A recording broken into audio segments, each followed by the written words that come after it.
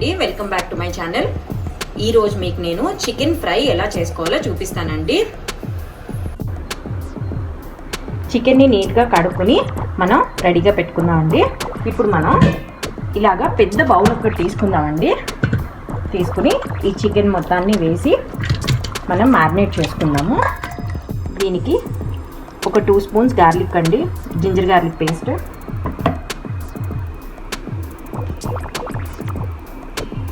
కొంచెం పసుపు,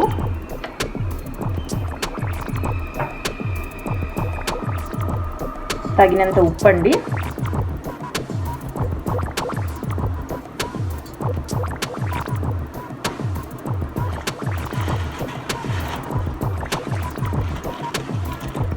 అలాగే తగినంత కారం,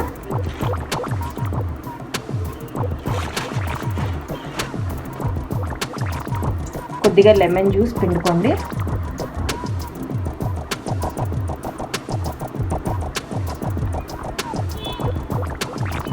కొంచెం కర్డ్,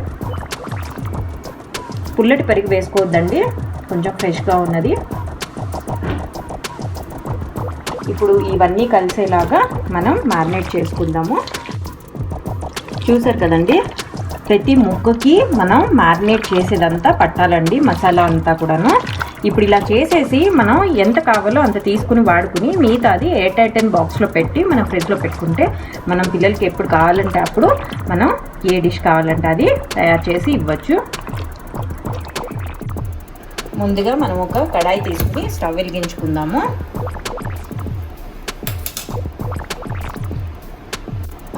ఒక 2 టేబుల్ స్పూన్స్ ఆఫ్ ఆయిల్ తీసుకుంటానండి. ఈ ఆయిల్ కొంచెం వేడెక్కాలి. ఆయిల్ వేడెక్కింది కదండి, ముందుగా మనం మ్యారినేట్ చేసుకున్న చికెన్ ఏదైతే ఉందో అదంతా యాడ్ చేసుకుందాం ఈ ఆయిల్లోకి.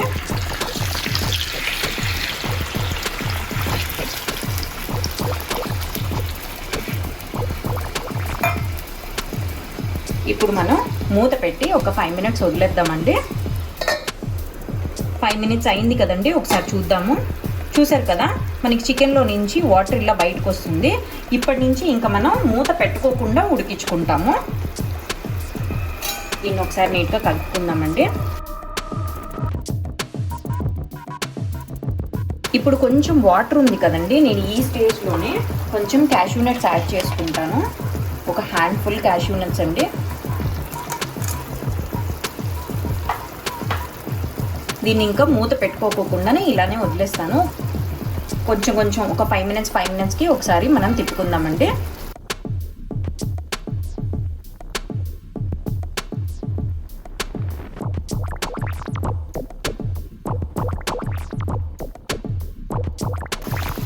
చూస్తున్నారు కదండి, ఇదంతా కొంచెం ఫ్రై అయింది కదా. ఈ స్టేజ్లో నేను కొంచెం కరివేపాకు, అలాగే ఒక 4 పచ్చిమిర్చి నిలువుగా చేరుకున్నానండి. ఇవన్నీ వేసేసాను. ఇప్పుడు ఒకసారి మనం టాస్ చేసుకున్నాము.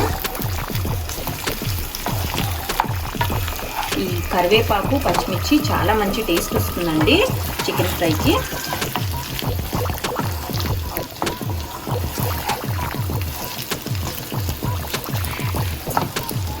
ఆల్రెడీ నేను మ్యారినేట్ చేసుకునేటప్పుడే ఉప్పు కారం అన్నీ చూసుకునే వేసుకుంటానండి.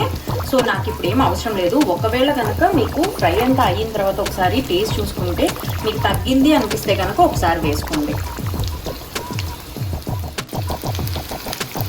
అప్రాక్సిమేట్గా ఒక 7 మినిట్స్ తర్వాత ఇలా ఉంది అండి, అయిపోయింది. ఇంకా ఇప్పుడు నేను కొంచెం గరం మసాలా అండి,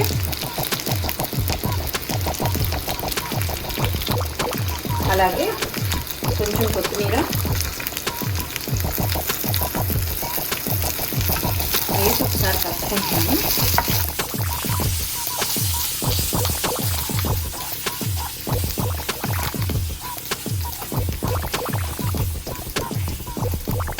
ఇంకా స్టవ్ ఆఫ్ చేసేసుకుందామండి. సర్వింగ్ ప్లేట్లోకి తీసుకుని మీకు చూపిస్తాను. ఎంతో టేస్టీగా ఉండే చికెన్ ఫ్రై రెడీ అయిపోయిందండి. మీరు కూడా ఇంట్లో ట్రై చేసి ఎలా ఉందో నాకు చెప్పండి. అలాగే మా రెసిపీ కనుక మీకు నచ్చినట్లయితే లైక్ చేయండి, షేర్ చేయండి. ఇంతవరకు మా ఛానల్ని కనుక సబ్స్క్రైబ్ చేసుకోకపోతే ప్లీజ్ సబ్స్క్రైబ్ చేసుకోండి. మళ్ళీ కొత్త రెసిపీస్తో మేము ముందుంటాము. నమస్తే.